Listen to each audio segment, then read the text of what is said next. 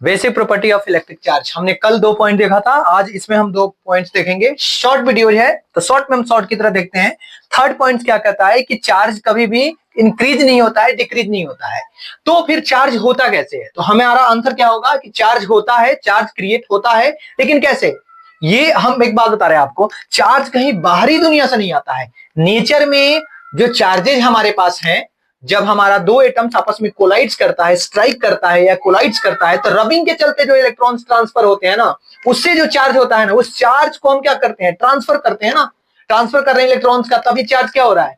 वहां बन रहा है ना पॉजिटिव चार्ज, नेगेटिव चार्ज। लेकिन नेचर ने जितना चार्जेज हमको बंडल में दे रखा है, उससे बाहरी चार्ज नहीं बना सकते हैं। मतलब उसको बढ़ा नहीं सकते, उसको घटा नहीं सकते हैं। That's why this statement is here, they can not be increase और डिक्रीज। फोर्थ पॉइंट क्या है?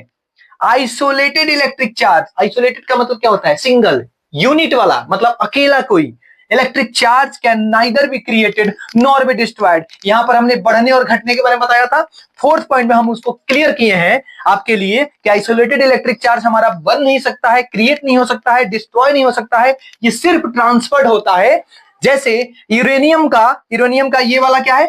एटॉमिक नंबर है, यहां पर देख रहे हो 94, और ये इसका 234 है। जब ये ब्रेक डाउन होता है ना, टूटता है, तो थोरियम और हीलियम में कन्वर्ट हो जाता है। यहां पर इसका एटॉमिक नंबर दिया हुआ है 2 है, ये 92 है। और ये जो प्रोसेस है ना, इसको रेडियो एक्टिव डिकेइंग कहते हैं।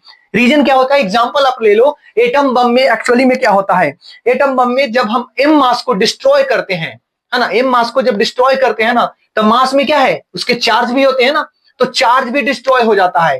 तो जब मास भी डिस्ट्रॉय होता है, चार्ज भी डिस्ट्रॉय हो रहा है, इसका मतलब हमारा ये रूल जो है फेल कर रहा है।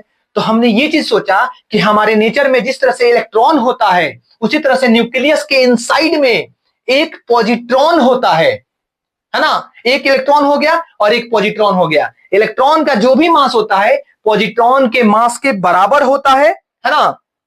और इस तरह से हमने अपने रूल को आगे बढ़ाया। इसके आगे की जो भी स्टोरी है हम अगले वीडियो में देखते हैं।